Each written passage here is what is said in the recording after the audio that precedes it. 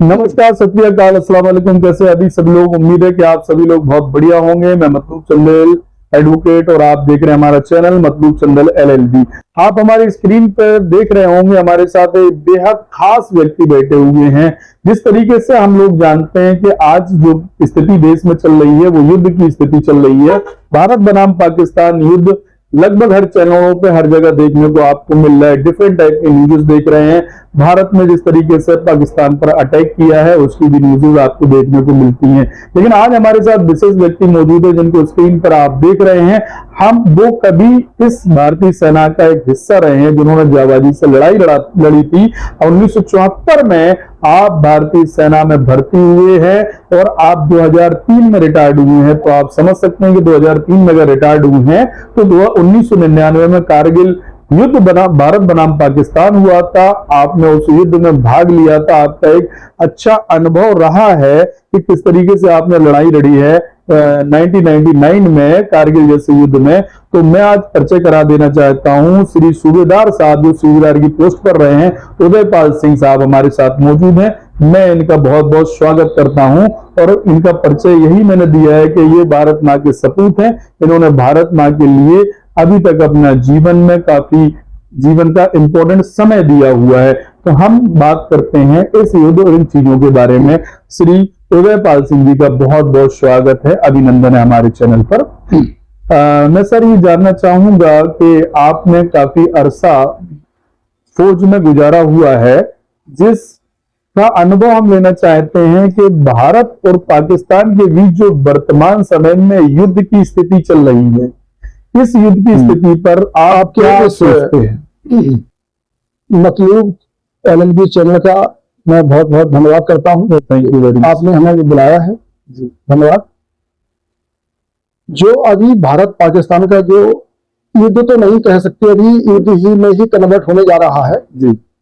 ये इसके पहले क्या है कि जो भी देश किसी अगले देश से अगर वो नहीं लड़ सकता है तो उसको कहते हैं प्रॉक्सी वार, छद्म युद्ध जिसको कहा जाता है जी।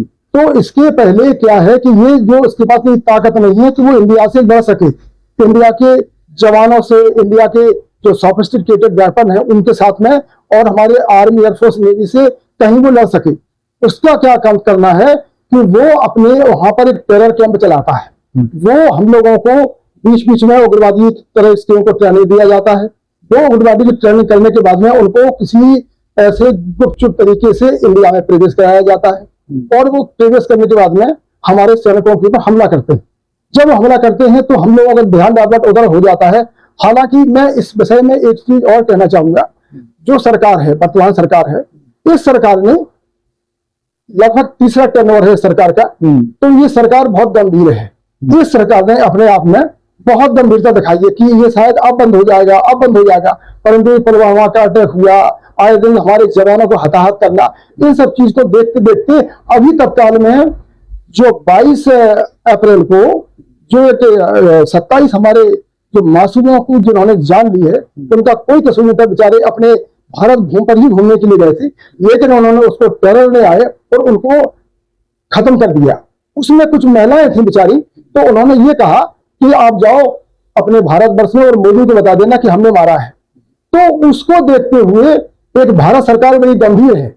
इसके अंदर बहुत जो पॉलिटिकल लीडर हैं अपने आप को बहुत ही एक समझिए कि बहुत एक उम्दा दर्जे के हैं, जिनकी सोच पूरे संसार के जितने भी जो डिप्लोमेटिक हैं उन सबसे ऊंची सोच है। उन्होंने इस तरीके को गवर्नमेंट ने एक प्लान किया कि इनको इस तरीके से कैसे इनको नीचा दिखाया जाए, कैसे इनसे फाइट किया जाए। उन्होंने अपनी 2 महिलाओं को फर्स्ट क्लास तरीके से उन्होंने एक ये समझिए कि वो एक बहादुर उन महिलाओं को, एयरफोर्स की महिलाओं को, और हमारे एक कोर ऑफ सिविल्स की एक महिला थी जिनका नाम था कर्नल सोफिया कुरैशी जी को, इनको उसमें इन्वॉल्व करते हुए और वहां पर उनको अटैक करवाया। क्योंकि उस ऑपरेशन का नाम ऑपरेशन सिंदूर इसलिए रखा गया क्योंकि उन्होंने हमारी जो बहनें वहां पर गई थी, माताएं थी, उनका उन्होंने सिंदूर उनका मिटा दिया था। उस हिसाब से बोला तुम हमारी महिलाओं का सिंदूर मिटाओगे तो मैं तुम्हारे देश के हजारों हजार लोगों का सिंदूर मिटा दूंगा। इसको ध्यान में रखते हुए इसको ऑपरेशन को चलाया और चल रहा है। इसके लिए हमारी आर्मी की पूरी तैयारी है और पूरी तैयारी के साथ मुस्तैद से उनका मुंह तोड़ जवाब दिया जा रहा है। हालांकि अपनी आर्मी जो हमारे पास में जो वेपन्स है, हमारे जो आर्मी एयरफोर्स नेवी है, उनसे 3 गुना ज्यादा है। जब 3 गुना ज्यादा है, इस चीज को पाकिस्तान समझता है कि मैं इसे नहीं जीतेंगे, तो इसने ये छदम, जिसको प्रॉक्सी वार कहते हैं, छदम नीति ये उन्होंने ये कर रखा है। लेकिन इस बार हमारे भारतीय सेना ने बिल्कुल सब चीज को दरकिनार करते हुए उनके ऊपर उन्होंने फिर एक तरीके से ये समझाया कि उनके ऊपर हमला किया, इन लोगों के टेरर कैंपों को हटाया। हालांकि अपने हमारी इंडियन आर्मी में काफी पेशेंस है, उन्होंने किसी जनता को हताहत नहीं किया, किसी आर्मी के जवान को हताहत नहीं किया। सिर्फ जहां ट्रेनिंग कैंप चला जा रहे थे वहां पर जाकर के, उस पर लॉन्चिंग पैड पर जाकर के उन्होंने अटैक किया और वहां के उनके ध्वस्त किए। जब इनको देखा कि ये ध्वस्त करके ये वापस आ गई वो महिलाएं जो हमारी लेडी अफसर थी, तो आने के बाद में उसको महसूस हुआ। और जब मीडिया वालों का मैं बड़ा शुक्रगुजार हूं जिन्होंने इसको हाईलाइट किया, तो जब उन्होंने देखा इस चीज को कि ये तो बड़ा गड़बड़ हुआ, ये कैसे हो गया। अब गड़बड़ क्या हुआ है कि महिलाओं ने जाकर के पाकिस्तान में घुस के अटैक करके भी आ गई। उनको पता लगा सवेरे, जो बलूचे हैं वहां पर पीओ के हैं, जब उनकी लाशों को ट्रॉली में लेकर जा रहे हैं, जब उन्होंने मातम मनाया और ये क्या हो गया, उस दिन से उनके बिल्कुल तोते उड़ गए हैं। वो उनके पास में कोई क्षमता नहीं है कि वो कम से कम इनका सामना कर सके। और वो अपने और अदर कंट्री से ये गिड़गिड़ा रहा है कि मुझे बचाओ, मुझे बचाओ। अभी कल आप लोगों ने बयान सुना होगा प्रधानमंत्री अपने पाकिस्तान का कि मैं वापस आ रहा हूं। अब वापस आ रहा हूं, मैं वापस अपने कदम खींच रहा हूं और मैं अब लड़ाई नहीं लड़ना चाहता, मेरे साथ में कोई देश मेरी सपोर्ट नहीं कर रहा है। तो उसको इस तरीके से बोलना पड़ा उसको, क्योंकि उसके पास में अब कुछ चारा ही नहीं बचा है।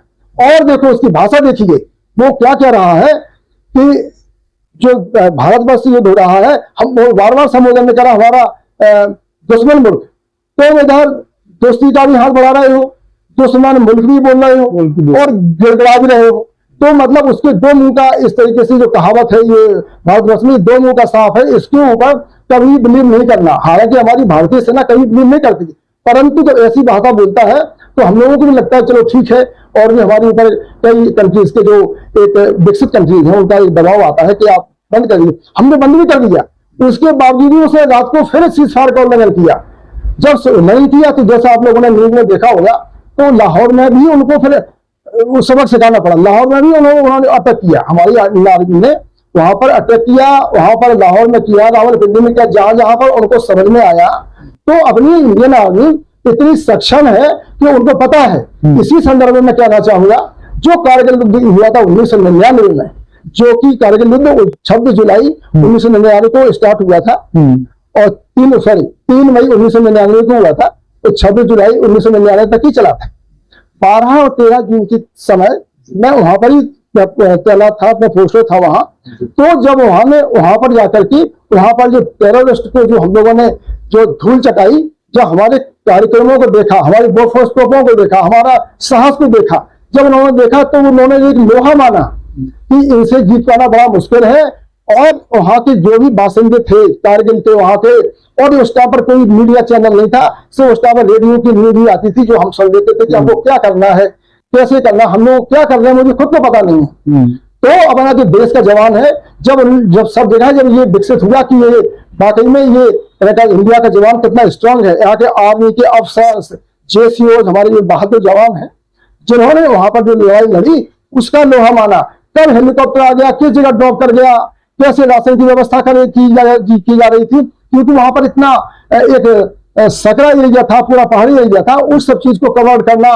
वहां की 2 लड़ाइयां लड़नी पड़ती थी वहां में। एक तो कोई एक टेरर एरिया है, हिल एरिया है, हमको ऊपर चलना है, सामान सज्जा तब भी गोला बारूद ऊपर लेके जाना है, वहां जाकर के फिर उससे लड़ाई लड़नी है। जब हमने उस चीज लड़ाई लड़ी, उन्होंने देखा पाकिस्तानियों ने और अमेरिका के जो वहां के जो प्रशासन है, उन्होंने सैटेलाइट से देखा कि ये तो बड़ा ही तरीके से इन्होंने इनको नेस्त नाबूद कर दिया है। तो जब इसकी पूरी खबर रूस में, चाइना में, पाकिस्तान में विकसित देश हैं जो जिनके पास में पॉपुलेशन भी ज्यादा है, हथियार भी ज्यादा है, आर्मी एयरफोर्स नेवी भी काफी स्ट्रॉन्ग है, उन्होंने इस चीज को लोहा माना कि इंडियन आर्मी से पाकिस्तान कभी टिक नहीं पाएगा, लेकिन फिर भी वो जबरदस्ती किया जा रहा है। इसी संदर्भ में और एक चीज कहना चाहूंगा कि जो भारतवर्ष का जवान है, जब वो लड़ाई के लिए जाता है उसके पास में दो विकल्प होते हैं।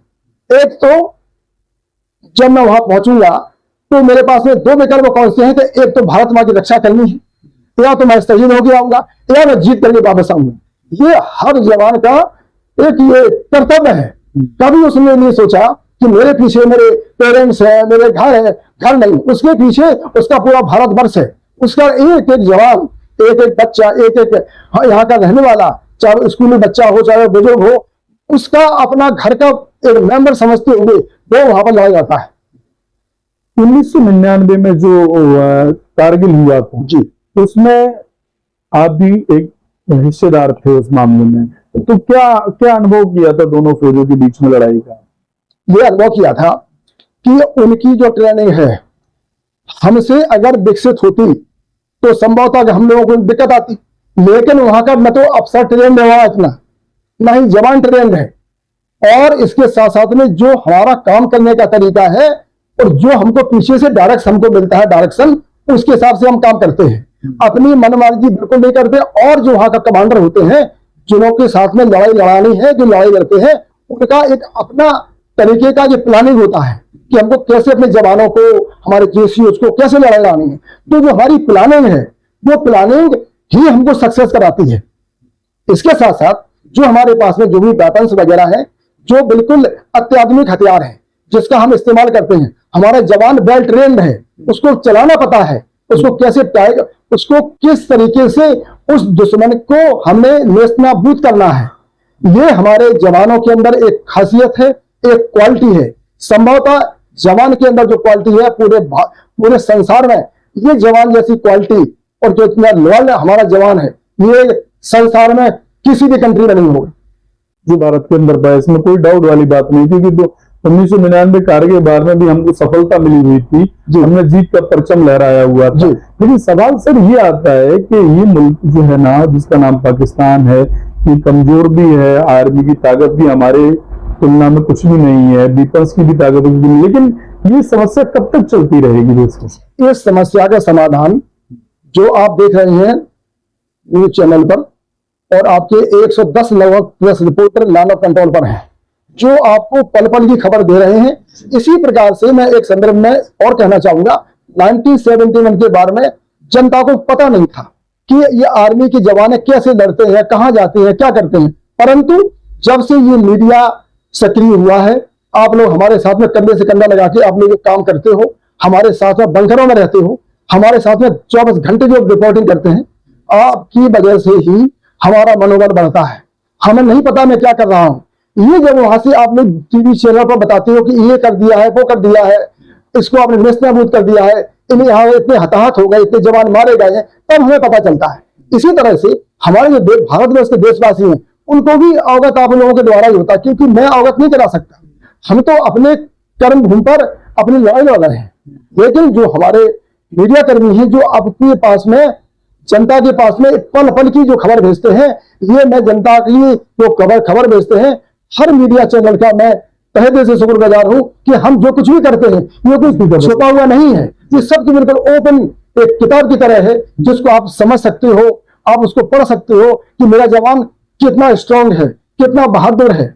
इसी तरीके से ये हम लोग लड़ाई लड़ते हैं, और वहां पर जब लड़ाई के मैदान में होते हैं तो मुझे पता है कि मेरे पीछे जो मेरा परिवार है, मेरा देश है, अगर मैं रहूं ना रहूं, लेकिन मेरी हिफाजत मेरी सरकार करेगी। सर ये बताइएगा, युद्ध कई बार हो चुके हैं पाकिस्तान से, समय समय में बहुत कम पीरियड के लिए युद्ध हुए हैं, कभी 17 दिन, कभी 18 दिन अप्रोक्सीमेटली इस तरीके से। सबसे बड़ा युद्ध जो हुआ वो कारगिल का, जो 2 महीने तक चला। 2 महीने में हमने जीत को हासिल किया, सारी चीजें सफलता प्राप्त हुई। लेकिन सवाल ये आता है कि पाकिस्तान अपनी उन्हीं हरकतों से कभी बाज नहीं आता, तो क्या ऐसी समस्या हमारे साथ खड़ी हुई कि हम क्यों डाउन करने में, कहाँ लग रहा है हमको कि कौन सा स्ट्रॉन्ग ऐसा कदम हमको उठा लेना चाहिए कि वो दोबारा ऐसी समस्याएं खड़ी ना हो इस देश के द्वारा? ये समस्या, ये जब से भारतवर्ष आजाद हुआ था 1947 से, जब से ये दोनों देशों का पार्टीशन हुआ था, ये उस टाइम पर ही कुछ राजनीतिक परिस्थितियां रही, और जो भी पार्टीशन किया गया वो तो मैं ज्यादा गहराई में आपको मीडिया जाना चाहेंगे, चाहता हूँ, नहीं जा पाऊंगा। राइट। परंतु ये सरकार का उत्तरदायित्व था कि जो भी व्यवस्थाएं थी, अगर वहां पर इस तरीके के पॉइंट रखे जाते दोनों देशों के, तो संभवतः ये न होता। लेकिन ये तो एक मेरी अपनी सोच है। परंतु उस टाइम से ही ये धीरे धीरे कुछ सरकारें ऐसी रही जो संभवतः उन्होंने भी अच्छे कार्य किए हैं, लेकिन संभवतः ये है कि देश को से हिफाजत करने के लिए, परंतु लेकिन कि उनको समझ नहीं आई ये बात कि देश भारतवर्ष हमेशा आपको संधि चाहता है। सूबेदार साहब, हम ये तो समझ रहे हैं कि दोनों देश जो है वो परमाणु हथियार रखते हैं जी। तो परमाणु हथियार बहुत विनाशक हथियार है, जो निश्चित रूप से इसको हिरोशिमा नागासाकी जैसी जगहों पर दुनिया में फर्स्ट टाइम इंट्रोड्यूस हुआ देखा गया, तो उसके परिणाम तो अभी भी रहते हैं। तो कहीं ना कहीं तो दोनों देश एटॉमिक एनर्जी के, तो युद्ध तो खतरनाक स्थिति कभी भी खड़ी कर सकता है। तो हमारे लिए या सबके लिए क्या होगा इसमें? ये आपका कहना बिल्कुल सही है। हम इस चीज को, हम क्या पूरा भारतवर्ष, पूरी सरकार है, पूरा Indian army, Indian air force, Indian navy, हम सब समझते हैं। परंतु सिचुएशन जब जैसी अलाउ करती है उसी तरीके से हमको भी एक्ट करना पड़ता है। अभी इसके लिए जैसे आपने परमाणु का जिक्र किया, तो ये सत्यता है कि वो विनाशकारी चीजें हैं, विनाशकारी चीजें हैं, लेकिन अपने देश की हिफाजत करना है, देश को सही सलामत रखना है, तो मुझे परमाणु बम बनाने की कोई आवश्यकता नहीं थी, क्योंकि भारतवर्ष एक शांति प्रिय देश है। लेकिन जब हम देखते हैं कि हमारा पड़ोसी मुल्क बना रहा है, कि मुझे पता है कि ये परमाणु बम बनाने के बाद में इसका इस्तेमाल ये कहीं नहीं करेगा, ये हमारा, क्योंकि मैं पड़ोसी मुल्क हूं, हमारे ऊपर ही करेगा। तो जब उन्होंने बनाए तो हमको भी बनाना पड़ा। हालांकि इस पर भी काफी पाबंदी है, हम इसको इस्तेमाल एक लास्ट विकल्प के तौर पर करते हैं। इसके पहले हमारा एयरफोर्स है, नेवल है, आर्मी है, और भी कई तरीके के हमारे पास वेपन्स है जिसका हम इस्तेमाल करते हैं। परंतु जब एक आखिरी विकल्प बचता है तो उस टाइम के लिए हर देश ने बना के रखा होगा। ये भारतवर्ष ने तो ऐसा कभी सोचा नहीं था, लेकिन जब हमने देखा हमारा पड़ोसी मुल्क ये हमको हमेशा आंख दिखाता है, चाइना भी आंख दिखाता है, पाकिस्तान तो आंख दिखाई रहा है, तो इसके लिए बनाने पड़ते हैं। हालांकि इसका इस्तेमाल एक रेयर केस में किया जाता है, लेकिन परंतु जब सिचुएशन ऐसी आती है तो उसका इस्तेमाल भी करने में भारतवर्ष को कोई हिचक नहीं होगी कि जब वो कर सकता है या करेगा तो हम भी करेंगे। हमारा ये उद्देश्य नहीं किसी देश को नुकसान पहुंचा जाए, लेकिन जब उसने आंख उठा के देखा, जब हमने सारे चीजों को इस्तेमाल किया, और वैसे मैं संभवतः समझता हूं कि परमाणु बम को इस्तेमाल करने की नौबत नहीं आएगी। इसलिए नहीं आएगी क्योंकि जब हमारे पास में और भी वेपन है, हमारे पास में कई तरीके हैं तो इससे निपटने के लिए कई तरीके वेपन है, मिसाइल्स है, और जो भी F-16 विमान है, जो अभी मैंने आप देखते रहते हो मीडिया के माध्यम से, तो वो जो परचेज हमने इसीलिए किए हैं कि ताकि देश की हिफाजत हो, और देश की हिफाजत के लिए सरकार काफी अपनी तरफ से इसको जो एक रक्षा बजट है उसको भी हर बजट में बढ़ाती रहती है, ताकि हमारा रक्षा बजट हमारी सीमा को सुरक्षित रखने के लिए कोई कहीं भी कमी ना आए। तो इस तरीके से आपका कहना सत्य है कि इस्तेमाल किया जा सकता है, लेकिन तभी किया जाएगा जब हम समझेंगे कि अब तो ये रेयर केस में इसको करना ही पड़ेगा। सर, युद्ध बहुत साधारण चीज नहीं होती है, बहुत खतरनाक चीज ही मानी जाती है किसी भी देश के लिए, लेकिन लड़ना अपने देश के लिए पड़ता है, इसमें कोई दो राय नहीं है कि हमारी आर्मी लगातार इसके लिए संघर्षरत रहती है और लड़ाई लड़ती है देश की सुरक्षा के लिए। आप देखिए अभी वर्तमान में गाजा और इजराइल का युद्ध चल रहा है, इसके बाद में आप देखेंगे रूस का भी युद्ध, रूस भी इसमें 2 साल से लगातार रूस युद्ध लड़ रहा है, लेकिन समाधान नहीं आया। बड़े छोटे छोटे देशों में सालों से लड़ाई चल रही है साहब, तो सालों से लड़ाई चलने के बाद लड़ने वाले देश काफी मजबूत रूस जैसे देश लड़ रहे हैं, लेकिन उसका रिजल्ट अभी तक दुनिया के सामने नहीं आया है।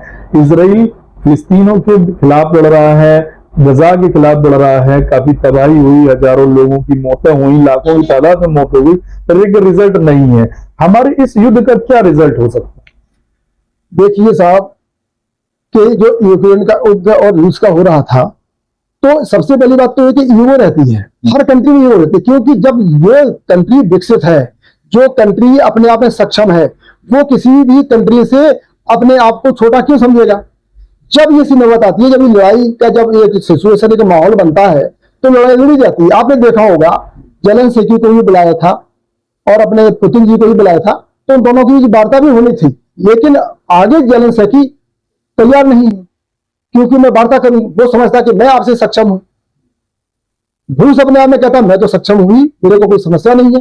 तो एक तो अगर ये एक टेबल टॉक जिसको कहते हैं, अगर हम लोगों को बैठ करके की वार्ता की जाए, लेकिन उस वार्ता को तो की जाए, उस वार्ता पे अमल भी होना चाहिए। खाली वार्ता से बात नहीं बनती। पाकिस्तान से कई बार वार्ता हुई, सब कुछ हुआ।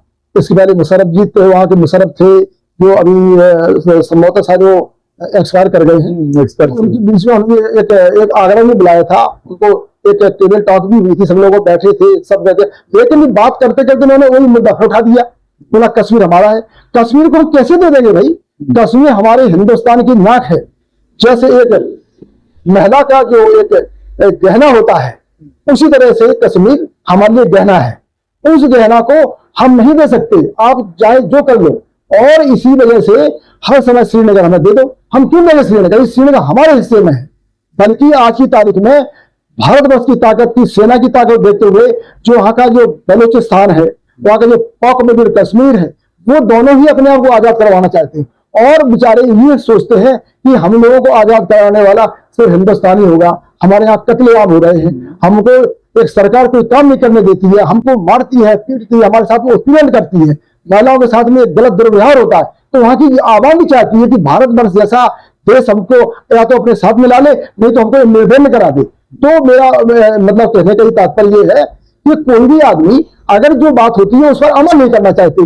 आपने बात कराई बहुत काफी फॉरेन एक्सटर्नल अफेयर से, FMA से, इन सब के द्वारा, और क्या बोलते हैं अपने प्राइम मिनिस्टर के द्वारा सब कुछ व्यवस्थाएं होती हैं। आते हैं, बैठते हैं, वार्ता हुई, 2-2 घंटे 3-3 घंटे वार्ता हुई, एक दिन रुक करके भी गए, मेहमान नवाजी करके चले गए, और जाते जाते बोले गए कश्मीर हमारा है। तो कैसे कश्मीर को दे देंगे? कश्मीर हमारा भारतवर्ष का एक अमल नहीं है, कश्मीर भारतवर्ष का एक गहना है, उसको हम नहीं दे सकते हैं। चाहे जो कुछ भी हो जाए, चाहे कितनी भी कुर्बानी देनी पड़े जवानों को, हमारे जवानों को, जिस चीज को, अफसर को कोई भी कुर्बानी देनी पड़े, इसमें हम पीछे नहीं हटेंगे, नहीं हटेंगे, नहीं हटेंगे। बिल्कुल, बहुत अच्छी बात कही सर।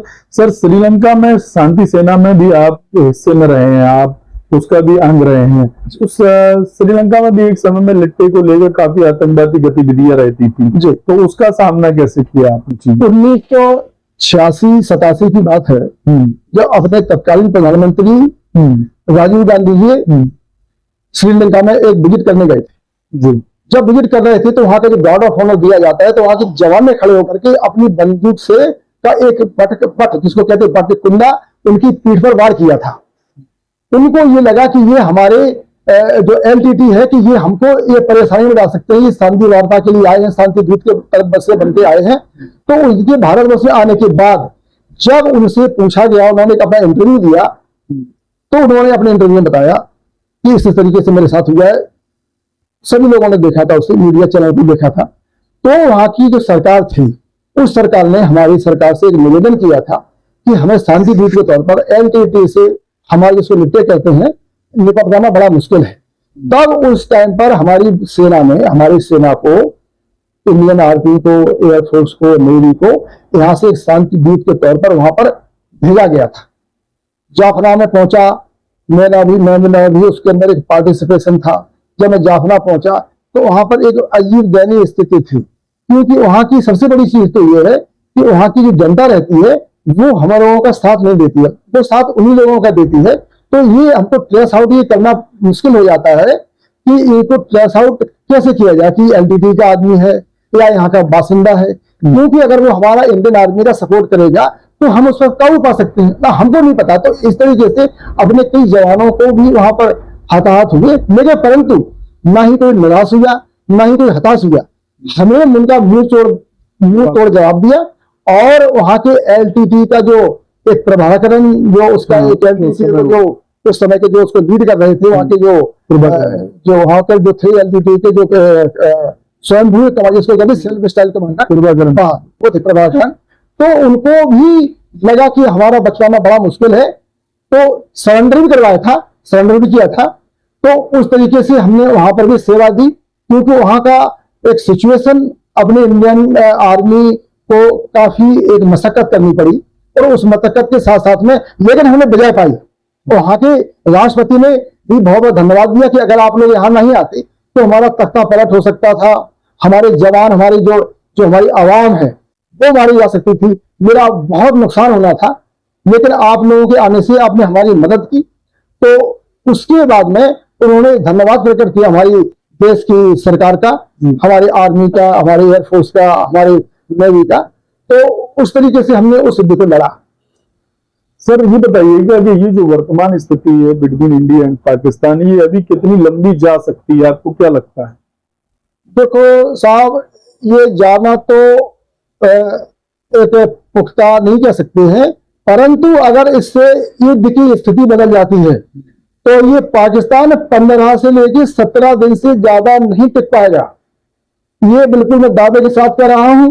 इंडियन आर्मी के जवानों का, जीएसयूएच का, अफसर्स का, नेवल अफसर्स का, अपने एयरफोर्स अफसर्स का, जवान एक का, सभी का मोराल एक हाई लेवल का मोराल है।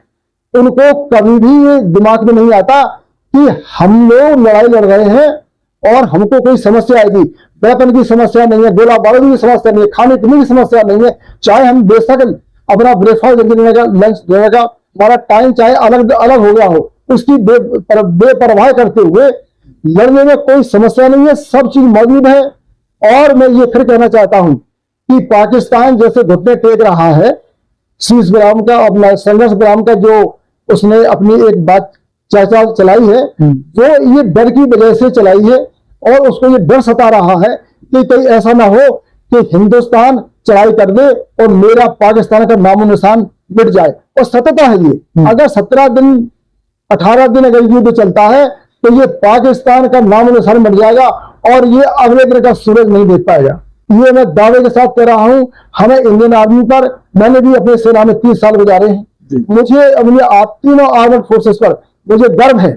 बेशक मैं रिटायर्ड हो गया हूं, मुझे भी अगर आज भारत सरकार मुझे आदेश दे, मेरी 67 ईयर्स मेरी एज है, परंतु मेरा जज्बा वही है जो आज के 22 साल पहले था। बहुत बढ़िया। तो मैं अपनी तरफ से, मैं भारतवर्ष के जवानों की तरफ से, आप कहीं भी आप चिट्ठी लिखिए, किसी भी जनपद में लिखिए, अपने, मैं डिस्ट्रिक्ट जालौन का रहने वाला हूं, यहाँ भी आप चिट्ठी आप लिखिए, प्रशासन से चिट्ठी आए कि आपके 1000 जवान चाहिए, 2000 जवान चाहिए, सबसे पहले जो हमारे यंगस्टर है वो तो खड़े होंगे, लेकिन मैं भी अपनी इस उम्र का दरकिनार करते हुए मैं सबसे अग्रिम पंक्ति में खड़ा होगा कि मुझे अपने देश के लिए लड़ना है।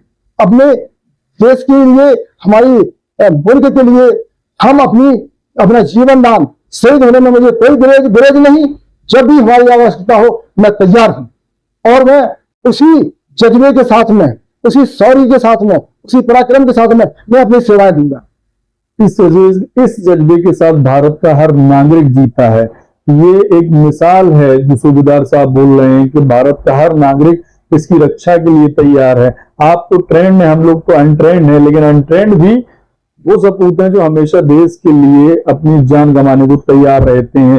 ये बात विपक्षियों को समझ लेना चाहिए कि भारत अब वो भारत नहीं रहा जो पहले से आप विचार किया करते थे। यह 62 में जब युद्ध हुआ था चाइना से, तो अब वो भारत नहीं रहा। 1919 का भारत भी नहीं है।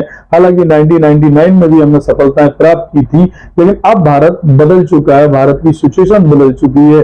सर मैं ये जानना चाहूंगा कि लोगों को ये पता चलना चाहिए आपके जरिए से कि कितना परिवर्तन 1999 से लेके आज तक 2025 तक भारत की आर्मी में, भारत के आर्म फोर्सेस में आया है। हम कितना ज्यादा टेक्नोलॉजी से मजबूत हुए हैं, कितना ज्यादा हमने तरक्की प्राप्त की है।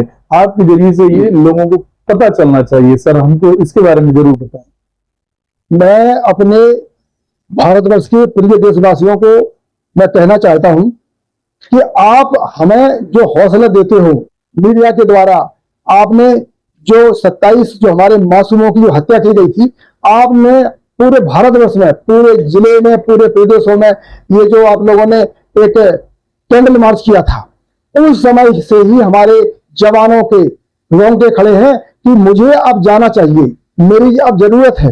तो मैं आप सभी जनता का, अपने पूरे देशवासियों का, आप लोग जो हम लोगों का हौसला बढ़ाते हैं, आपने जो हम लोगों के कंधे से कंधा मिलाकर के जो हमारी आवाज बनते हैं, जो हमारी आप लोग ताकत बनते हैं, वही मेरे लिए सबसे बड़ा गोला बारूद है। हालांकि फिजिकली वहां हर चीज अवेलेबल है। 1999 से अब तक लगभग 26 वर्ष हो गए हैं। 26 वर्ष की इतने लंबे अरसे के बाद अपने जवानों का हौसला, जवानों की ट्रेनिंग, जवानों की सिखलाई, जवानों के हथियार, जवानों को काम करने का तरीका बहुत कुछ बदला है। ट्रेनिंग सेंटर्स में जब उनको सिखलाई दी जाती है तो ये समझिए कि वो उनको सिखलाई के टाइम पर ये कहा जाता है कि जो सिखलाई दी जा रही है ये आप किसी पीस स्टेशन में नहीं है। आप ये समझिए जो सिखलाई दी जा रही है आप लाइन ऑफ कंट्रोल पर हैं और बिल्कुल बॉर्डर पर है। आप इस तरीके से अपने आप को उस जगह रख के देखिए। तो जब हम लोग ट्रेनिंग हमारी जो मजबूत होगी, हमारे जो वहां के इंस्ट्रक्टर हैं जो हमें एक अच्छी तालीम देंगे, हमको अच्छी सिखलाई देंगे, हम जिन लोगों के ये जो रिक्रूटिंग ट्रेनिंग होती है उसके बाद में सभी लोगों को अपना टेक्निकल ट्रेन मिलता है। तो उसकी ट्रेनिंग 2-2, 3-3 साल सब लोगों को करना पड़ती है। वही ट्रेनिंग करनी पड़ती है जो कि हमको लड़ाई के मैदान में करनी है। तो जब हम लोगों को ट्रेनिंग दी जाती है तो 3-3 साल तक जो ट्रेनिंग करते हैं वो एक बहुत ही अहम सिखलाई है। एक इंस्ट्रक्टर जो उसकी एक ग्रेड 1 अफसर है, ग्रेड 1 हमारे इंस्ट्रक्टर हैं, ग्रेड 1 एनसीओज हैं, ग्रेड 1 जेसीओज हैं, जो हमारे एक इंस्ट्रक्टर की सिखलाई देते हैं। तो हमारी सिखलाई बहुत मजबूत है, हमारी सिखलाई में कहीं कोई भी कमी नहीं है। इसके साथ साथ जो हमारे हथियार जो आते हैं, राइफलों के बारे में, किसी गोलाबाजी के बारे में मैं पर्टिकुलरली थोड़ा एक परहेज रखना चाहता हूँ। इन सब चीजों को मेरा थोड़ा सा एक पाबंदी रहती है। जी जी जी बिल्कुल बिल्कुल। बल्कि तो मैं उसी तरीके से मैं आपसे इस चीज को कहना चाहूंगा कि हमारे पास में गोला बारूद की, किसी वेपन्स की, किसी भी जो फाइटर की, विमान की, या किसी जो हमारे जो युद्ध जलपोत होते हैं उनकी कहीं कोई कमी नहीं है। ये पाकिस्तान बखूबी समझता है कि इनसे हम नहीं टिक पाएंगे, लेकिन फिर भी जबरदस्ती, ये कहावत है कि सांप के दिल में फिर भी हाथ घुसेड़ रहा है। उसको पता है इसके अंदर एक बहुत जहरीला नाग है भारतवर्ष। लड़ाई के मामले में अगर मैंने इनको ज्यादा छेड़ा, ज्यादा टॉर्चर किया, ज्यादा परेशानी डाला तो ये मेरा पाकिस्तान का अगला सूरज हम नहीं देख पाएंगे और सभी को, पूरी पाकिस्तान को नेस्तनाबूद कर दिया जाएगा। बहुत बहुत शानदार साहब, आपने पक्ष अपना रखा और ये बहुत जरूरी बात है कि आपको और पूरे भारतवासियों को समझ लेना चाहिए कि आपके हौसले बढ़ाने का भी इम्पोर्टेंट रोल अदा होता है। क्योंकि सूबेदार साहब ने ये कहा है कि जब देशवासी हौसला बढ़ाते हैं तो और भी ताकत आती है। ये समय युद्ध का समय है, हमें अपनी आर्मी के साथ खड़ा होना चाहिए, हमें अपने देश के साथ खड़ा होना चाहिए। कोई भी मामले हमारे आते हैं वो आंतरिक मामले हैं, आंतरिक मामले हम लोग अपने आंतरिक स्थिति में निपटाते हैं, लेकिन जब देश की बात होती है तो बच्चा क्या बूढ़ा क्या जवान, सब लोग देश के लिए कुर्बान। तो सूबेदार साहब हमारे पास आए, उन्होंने इस पक्ष को बड़ी गंभीरता से रखा, उन्होंने अपने सारे एक्सपीरियंस को शेयर किया हुआ, क्योंकि मैं ज्यादातर क्वेश्चन को लिमिटेड क्वेश्चन किए हैं, लेकिन उनका अपना इतना बड़ा एक्सपीरियंस था कि मुझे क्वेश्चन करने की ज्यादा जरूरत भी नहीं पड़ी। सूबेदार साहब ने सारे सवालों के ऑटोमेटिकली आपको जवाब दिए हैं और ये बात भी बहुत ही क्लियर हो गई है कि उदयपाल साहब ने कहा है कि हम इतने मजबूत हैं कि 17 दिन तक लड़ाई लड़ने का विपक्षी में आज की डेट में पावर नहीं है। हम एक इस निर्णायक स्थिति पर खड़े हैं कि अगर हम युद्ध पर आते हैं और लड़ाई लड़ते हैं तो वो दिन दूर नहीं कि समस्या का समाधान फाइनली भी हो सकता है। हालांकि ये कूटनीतिक बात है, राजनीतिक मैटर है, इसको डिसीजन लेने वाली संस्थाएं अलग होती हैं आखिर क्या करना है, लेकिन एक फौजी के तौर पर हमारे सामने उदयपाल सिंह साहब बैठे हुए हैं, उन्होंने उन चीजों को शेयर किया हुआ है। कुछ हिडन चीजें भी रहती हैं जिनको मीडिया में शेयर नहीं किया जा सकता, तो उन्होंने उन चीजों को बचाने की भी कोशिश की आपके सामने। लेकिन एक फौजी के तौर पर जो उन्होंने 1999 का युद्ध लड़ा और देखा तो उन्होंने ये एक्सपीरियंस पाया, जैसे कि उन्होंने अपने स्टेटमेंट में बताया कि हम बहुत प्रोफेशनली हैं, हमारी जो ट्रेनिंग है बहुत जबरदस्त ट्रेनिंग है भारत में हमारे आर्मी के जवानों की, और ये उसका एक एग्जाम्पल है 1999 में हमारी जो जीत और सफलता हमको मिली थी वो हमारी ट्रेनिंग का, हमारे नेतृत्व का, हमारे जवानों का एक उदाहरण है सफलता मिलने का। तो विपक्षी देश को इस बात को समझना चाहिए कि छोटी छोटी चिरकुट हरकतों से ना ही किसी देश को बहुत बड़ा नुकसान दे सकते हो, ना आप भारत जैसे मजबूत राष्ट्र का सामना कर सकते हो। लेकिन ये समस्याएं अगर आप निरंतर खड़ी करते रहेंगे तो एक दिन वो आएगा कि नेतृत्व कोई ना कोई लंबा डिसीजन लेगा और हमारी आर्मी, हमारे फौज के लोग, हमारे जवान जो सदैव 24 आवर्स रेडी रहते हैं उन्होंने अपने पिछले इतिहास में दिखाया भी है। जैसा कि सूबेदार साहब ने कहा है, आप लोगों ने इस बात को गंभीरता से समझना होगा। और राजनीतिक पॉलिटिकल जो भी माहौल देश और दुनिया में चलता है, आर्मी का उससे बहुत सारा लेना देना नहीं होता। आर्मी अपने देश की सुरक्षा के लिए संघर्ष करती है। और आप देखिए, सूबेदार साहब की उम्र 67 ईयर हो गई है और उनका हौसला मुझे लगता है कि अब किसी से छिपा नहीं है। उन्होंने मीडिया के सामने आकर ये बात स्पष्ट की है कि मैं आज तैयार हूं। ऐसे हजारों जवान हैं जो रिटायर्ड 2003 में हुए, एक लंबा पीरियड हो गया रिटायर्ड होने के बाद, लेकिन फिर भी वो mentally and physically is not a retired. He is ready for fighting in the present time against of the enemy country. आज भी वही हौसला है अपने विरोधी देश या दुश्मन देश से लड़ने का, कि ये हौसला अगर 67 ईयर में आपके पास हो सकता है तो समझिएगा इस देश का हर जवान इस स्थिति पर खड़ा है। तो मैं सूबेदार साहब से अंतिम सवाल करूंगा। वो सवाल हमारा ये है सर, कि अगर हमको युद्ध करना पड़ा, फाइनली देखना पड़ा, तो हम किस लेवल पे पाकिस्तान से युद्ध कर सकते हैं? आपने जो प्रश्न किया है, हालांकि मैं अपने इंटरव्यू में एक दो बार जिक्र भी कर चुका हूं। जी जी बिल्कुल। अगर ये युद्ध होता है और युद्ध की स्थिति, मतलब स्थिति में इसको कन्वर्ट किया जाता है अभी, तो मैं समझता हूं कि जैसे मैंने आपको पिछला भी मैंने उल्लेख किया कि आप 15, 16, 17, ज्यादा 18 दिन तक की लड़ाई ज्यादा वो नहीं लड़ पाएगा, जबकि हमारे पास में क्षमता अपार है। हमारे जो जवान हैं, जेएसयू हैं, जो ऑफिसर्स हैं, इन सब का मोरल हाई है, बिल्कुल फिजिकली मेंटली बिल्कुल फिट है, क्योंकि मोरल की आवश्यकता सेना में सबसे ज्यादा जरूरी होती है। मोरल के लिए हर हमारे जो भी जो अधिकारीगण हैं वो हमको हमेशा ही मोटिवेट करते हैं, आप बेफिक्र रहिए, आपके पास में हर चीज मौजूद है, तो हमको कहीं समस्या नहीं आती किसी तरीके की। वहां पर गोला बारूद की या हमारे लिए क्या कोई अत्याधुनिक हथियारों की, हर चीज की व्यवस्था, सब कुछ व्यवस्थित है, कोई समस्या नहीं है। अगर हमको लड़ाई लड़ने के लिए हम जंगी मैदान में तो हम पहुंचे हुए ही हैं, लेकिन अगर इस सिचुएशन आती है तो इसमें कोई दो राय नहीं है कि हमारा भारतवर्ष एक विजयी होगा। और हमारा भारतवर्ष का जो विजयी होना, एक ही पताका लहराएगा पूरे संसार में कि भारतवर्ष ने, हिंदुस्तान के जवानों ने पाकिस्तान के एक एक टेरर कैंप को और वहां पर जो भी व्यवस्थाएं हम लोगों को एक परेशानी में डालती हैं, उन सबको बिल्कुल नेस्तनाबूद कर दिया।